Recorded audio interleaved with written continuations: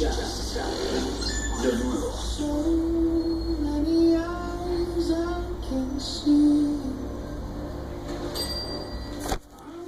Con ese ventilador laburo.